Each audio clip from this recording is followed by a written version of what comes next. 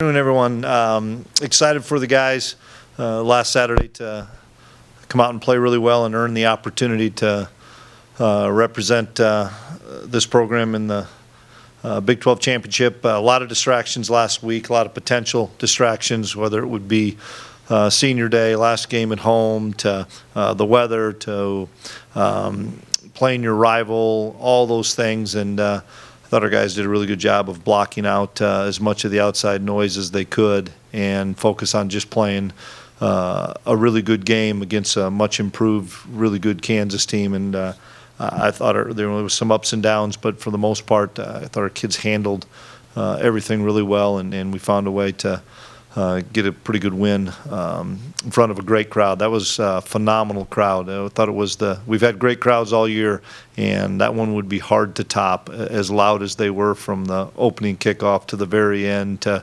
seeing our players go and engage with the fans afterwards. I thought it was a great crowd and can't thank them enough. Coach, with your history in the FCS level, I think it might have happened once in K-State's history, playing in the same Yeah. season twice in the season. How does that change your preparation? We've done that an awful lot, and you still look at the most recent body of work. For us, it was 6 games, then played them, and we had a plan for those 6 games, and then you got to look at the next 6 games. You got to see what worked, what didn't work. You don't want to reinvent the wheel in any respect, because there's a reason why we're here. There's a reason why they are here. Yeah, you've got to make some adjustments to the plan and offense, defense, and teams. It's going to still come down to a lot of one-on-one matchups, but try not to make too much of it, other than you and our players, their players, know who they're going against. But schematically, you still have to do what your kids know. How far has your offense come or evolved since that second half of TCU before Will? Yeah, a couple things. We didn't see the ball very much because we couldn't get it back from them. But I just think they're so much more comfortable, being that Will's played a handful of games now and taken, the majority of the reps with the ones for the last 3+ weeks. I think he's confident. I think the players are confident in him, and I'm excited to see, as this week unfolds, some of the things that we come up with, some of the wrinkles, maybe off of a specific look, to what we do really well, and still comes down to getting the ball into our playmakers' hands. Teams often take the character of their quarterback Mm-hmm. throughout the team. Does TCU reflect Max Duggan's toughness? Yeah, and you talk about a team that has overcome an awful lot of adversity as well. They've had a number of games where it came down to the last possession or two, and they found a way, whether it was on offense or on defense. The defensive effort they put out against Texas was phenomenal, to the last drive against Baylor, where they have to have a hurry-up field goal to win it. Yeah, you can tell he's the leader of the football team. I'm sure they got a bunch, but just really impressed with him because he's such a competitor. Your team kind of been at safety. I think we saw Max Marsh Yep. last Saturday. Some of that too, I think you were trying to pace Stigers out Yep. Richard. Yep, a little bit of everything. That's all I can say, is a little bit of everything. Max has taken a lot more reps. Mashmeyer's probably taken a lot more reps than Kendre over the long body of work, because Kendre wasn't here for spring ball, missed a good chunk of the summer, was here for fall camp, played a couple of different positions. We were still learning about him, trying to hold his shirt if we could, and that was a unique game plan last week. KU does an awful lot of stuff with some motions and things that maybe Max and Mash had seen a lot more than Kendre. Everybody's on the table to play this week. They have to be. We'll mix and match as best we can back there. Again, a positive thing is we didn't lose anybody from the game against KU, so everybody should be available. I think this was kind of the timetable that you were expecting to maybe get injury. Yeah. Will's going to be the guy, and Adrian has helped us get to this moment without question because of his body of work that he's done in the first half of the season. There's an outside chance that he could be available this week. We'll learn probably more Wednesday and Thursday, and if he is, like I said, Will will be the guy, but we've got to have a package or something for Adrian just because of the unique skill set that he does have. I know we can't talk about specifics for another few weeks, but just how much of a recruiting in general you received from this late search on the stretch? We'll find out, I think, in another couple weeks. But there's so many things going on in the landscape of college football that you don't realize the jolts you're going to see in the next 3 weeks. Coach, I want to ask you about Will. You talked about after the game on Saturday. You talked to the guys after the TCU game and said, we feel like we're going to see these guys again. And you kind of felt that attitude permeate throughout the locker room? No. That's more of a player deal, I'm guessing.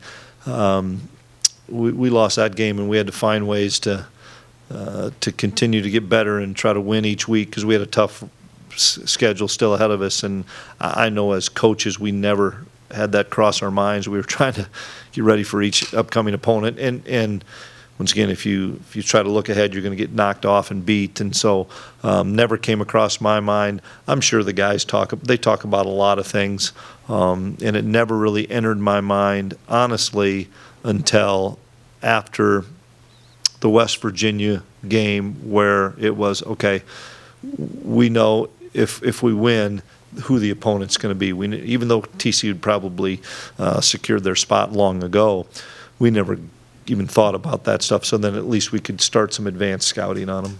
And then when you think about that game against TCU, you guys obviously had a lot of injuries. Kind of taking time to reflect on it, did that maybe help your depth in the long term? It could have. There's a lot of guys that, as you watch the tape, that played, especially on defense, that either are not playing right now or helping us on special teams. You forget we played 3 quarterbacks that game. I mean, when I was going back and looking at it, forgot that Rubes even got in there. But no, that was a physical game. We lost some bodies, but they came back and beat us. I mean, we can say all we want about we didn't do this or didn't do that. Give TCU credit. They came back from being down and stayed the course and stayed in the fight and found a way to get ahead and win the ball game. And we have to find ways to finish plays, finish drives, get off the field on defense. That's the biggest thing that I think that disappointed us is we couldn't get off the field on defense. Thus, our offense just never had the ball much in that second half. And in what ways would you say TCU is maybe different now than they were? They're better. I hope we're better for going through the games that we have. After even though we suffered one loss after that, we had some really good road wins that and in tough places to win. And so I think our guys gained some confidence there. But I know they're better. They've had tough games. It's not like you take this last week where they got after Iowa State. Exception of that, they had hard-fought wins, and when you have those games, it makes you better because you got to find ways when maybe it's not going right all the time, whether it was them playing Texas Tech to playing Baylor to playing Texas. I mean, it's coming down West Virginia. All those were battles, and the same with us. Just finding a way to win, it makes you better, makes your guys feel more confident when the game gets in the fourth quarter that you have a chance to win. Chris, have you been able to put a finger on why the defense has been better in the second half of the last 2 games than the first half? Couple things. One, scripting of offensive plays I think is really good by everybody in the league, and seeing what you're going to get, seeing the pictures of how we're going to attack somebody, and that as well as especially late in the season, it's hard to replicate speed in practice. It's hard to replicate the same pictures, even though, okay, this is where it's going to be, and this is the play you're going to see. But even our scout team guys are kind of beat up and tired, as well as our older guys that are playing, and so you just don't get that. It takes a while probably to understand the speed of the game and get used to the speed of the game. And this week was no different. And we've had a few of those where it takes us a while to get a handle on the speed of the game. Their running back gave you some fits in the first game. What makes it? Yeah, he's a physical, hard runner that doesn't come down with arm tackles. We did not wrap up very well. We got to get more bodies to the football. We've got to use cup principles and know where you can miss so that we keep him within that cup. He's a terrific running back. I was so impressed with him. You know, we had some plays we were watching today, and it's like, okay, great, it's 2nd and 8. Nope, it's 2nd and 4 because he made a guy miss or ran through an arm tackle or dragged a guy for another 3 yards. I think he's one of the best backs in the league without question. I also want to ask one more about Ty. What strikes me as unique about him is that every time you've added something to his plate, he seems to get better. Not Yeah. only you're kicking, field goals. Monty, why do you think he keeps getting better? Partly because he wants that pressure. He wants that extra responsibility. And, you know, he's such a competitor. He's such a competitor. He competes in the winter conditioning, the summer conditioning against all the other guys as well as anybody because he's a really good athlete. You just watch him on kickoff, man. He's in the mix. He's hoping it pops so he can make a tackle because he just likes doing that stuff. And I just think he's an extreme competitor for starters, as well as he's kicking the ball with so much confidence. You talked about DJ getting a decent amount in his impact. I understand he doesn't say too much. He just kind of goes to work. Do you feel like you know him pretty well? What can you tell us? The Wildcat fans want to know more about who DJ Gibbons is. Physical runner that is really, you know, he is quiet, but he's so smart. He picks things up very well. He's learned from Deuce. He's got really good vision, and he's another guy that it's hard to bring him down with an arm tackle. And you saw late in that game last week where he'd maybe get hit for a 2 or 3 yard gain, and he was dragging people to get 6 or 7. Those are huge, impactful plays to get us in a 2nd and short rather than a 2nd and long. You know, he's a great teammate. He works his tail off, doesn't say much, and I think he's a real humble guy, but he's excited about the opportunities that he's getting, and he's making the most of those for sure. Does it strike you as like a full circle moment at all that you're back at AT&T Stadium where you were for media days, kind of talking about big hope for this Yeah. season months ago, and now you're back in the same place?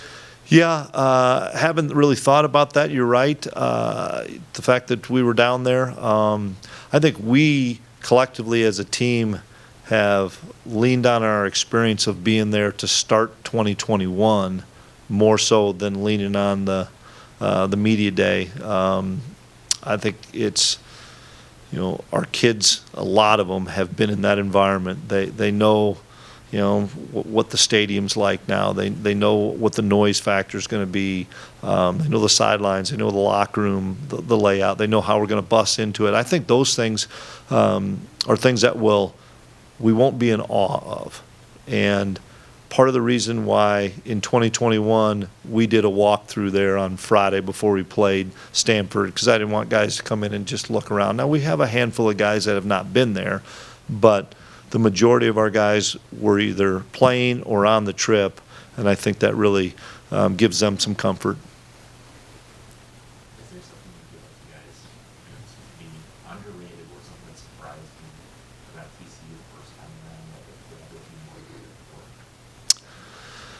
You know, there's nothing really. I know how good a football team they are. They have they're offensively, defensively, special teams, collectively, they're the fastest team we've played.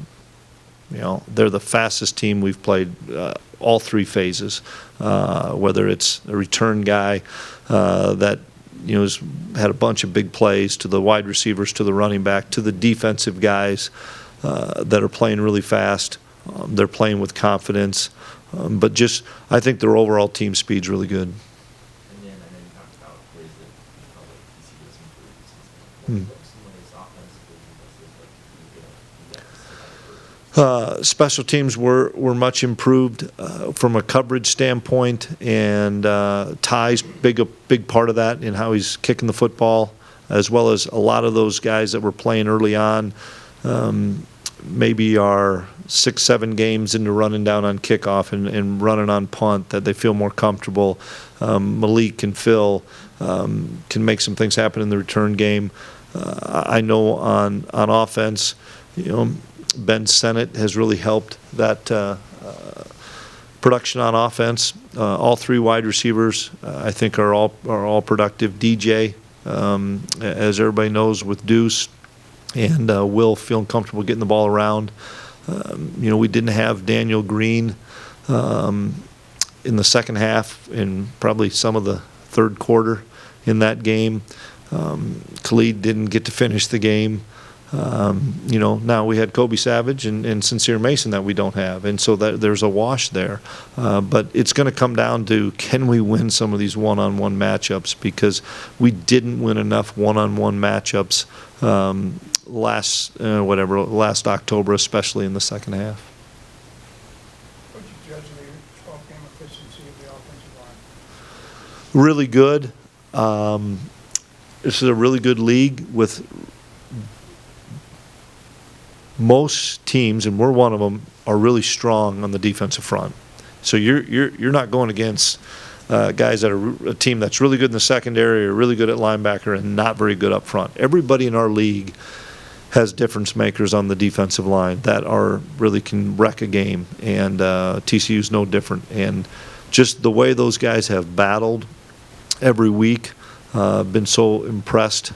We've been able to have some success either running or throwing in all of our games, some success more on one side or the other, whether it's running or passing. But when you can have those 5 guys that have played so much together this year, there's great chemistry, there's great communication, and even the last week getting Line Gang and even Carver in there a little bit has helped. How would you judge the efficiency of DJ? He did a nice job. I think he'll even be better this week, having played last week. He made a number of tackles. I think he'll see things a little bit faster and a little bit cleaner this week. I know he'll be more comfortable. Same thing. You talk about the anxiety of senior day for our guys last week. How about the anxiety of VJ to not lose for those seniors and to make sure he plays to his best of his ability so those seniors can have the opportunity to win their last home game, as well as the fact that it's KU and it's to get to the Big 12 championship. There was a lot of anxiety on a lot of people, and I thought he handled it exceptionally well. You haven't played a lot of the end games, especially recently, night games. Does that change at all when you prepare? Yeah, it does, Arnie. I wish we played a few more 11 o'clock games. I wouldn't look so tired up here all the time, because we've played so many night games. You guys are all fresh, I know, from those night games. But we've adjusted some things this week through some of our treatment times and lifting times to make sure, that we get enough rest early in the week, and then later in the week. On Friday in particular, we're going to have to get up pretty early anyway to get the day rolling. We've talked at length about hydration, about sleep, about recovery, and using all the tools that our athletic training, nutrition, strength, and conditioning staff have, because it's an early game. It's now, 7 games in a row, and the last 3 weeks, it's been cool, to say the least. Some would even say cold at times, and some would say wet at times. And so us going to the indoor this week, and we all walked in there and thought it was 100 degrees in there. And I think it was 73 or 74 degrees, but it felt like it was 100 in there yesterday, because for the last 3.5, 4 weeks, we've been outside and it's been cold at 5 o'clock at night. That's why I don't see you out there at 5 o'clock. Let's stay on that thought process for a moment. How important is it to be able to have a team that can adjust throughout, given that schedules can be so out of whack with TV and change? Yeah, we try to prepare them for it early in the week, to talk about, it's a night game. Here it is, it's supposed to be wet, it's supposed to be cold, all that stuff, to getting your body clock going earlier if it's an early game. We go through those things over and over again. And most of these guys have played at all times now. They've played at 11 in the morning to 1 to 2:30 to 6 and 7. So the routine is the routine, and our guys have done a really good job of handling the differences.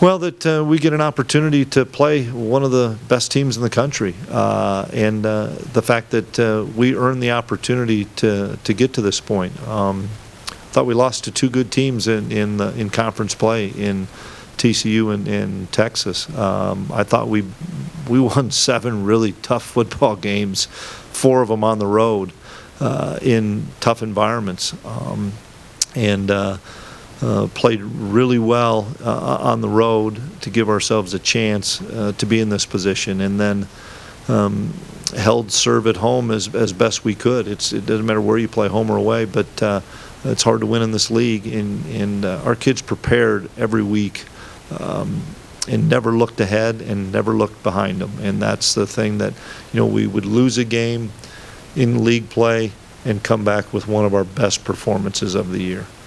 And then when we were able to, talk about the edge we have to have, not only coming off a loss, but coming off a win, our guys really took to that, especially when we had to go back-to-back late in the season at Baylor, at West Virginia, and we played really good football games.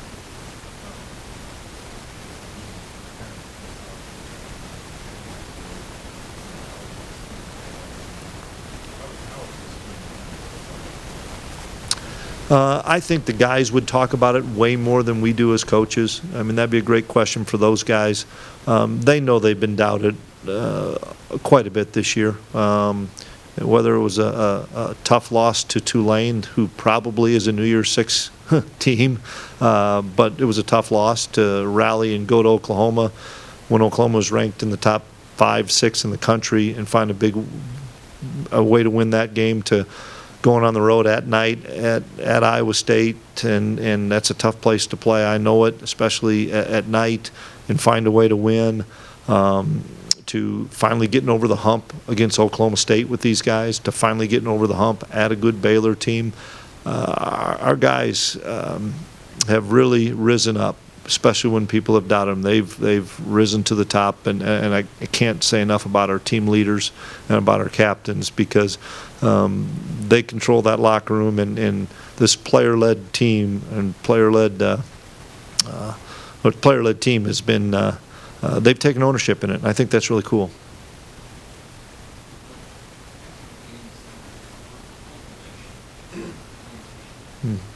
Yeah.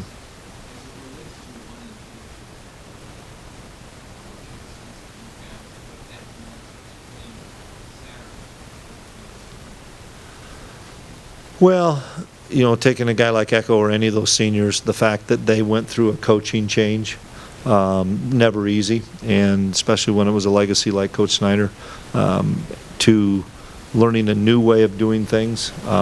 Every way can and will be successful if you buy into the new way, and credit to those guys that bought in. There's a lot of guys that didn't fit, buy in, whatever, that are no longer with our program because they chose another route, and these guys stuck with all of us. And I'm excited because there was some trying times in 2020 for sure. You guys saw it, and I lived it. But for those guys to stay the course together and help each other through those times, that's the culmination, I'd say, is more for those older kids. I mean, we're still building our program here. We're still building it, and this is a good step to be where we're at. But we still have, in my mind, a ways to go to sustain that. But for the guys that are in there last year, what they've gone through between the coaching change to 2020 pandemic to where we're at now, that's a remarkable feat, guys.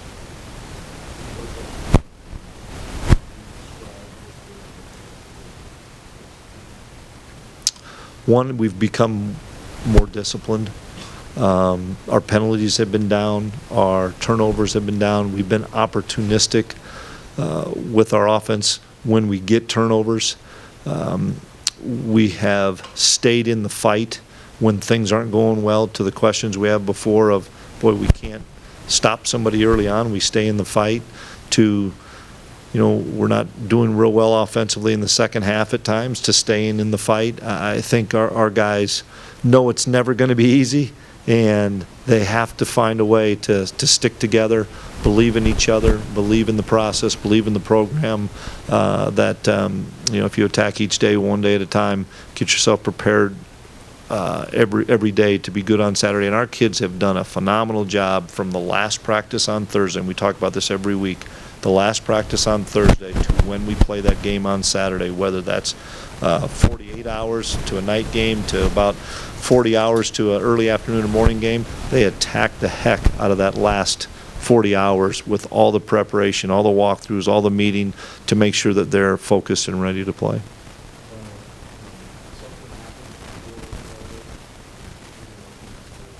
That's what we hope, but we can't answer that probably until through the day on Wednesday.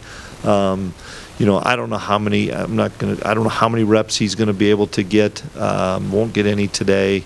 We hope he can get some tomorrow. If not, Rubes and Jaron will take those. It's going to be a day-by-day process, but I know this. The kid is chomping at the bit to be available, and we'll see where it's at. We will maybe not know till Saturday, but it's not like, hey, we don't know who's playing. We know Will Howard's going to play. And if Adrian can give it a go, if we need him in a situation, whatever that situation is, and can use him, and it's safe to use him, we would use him.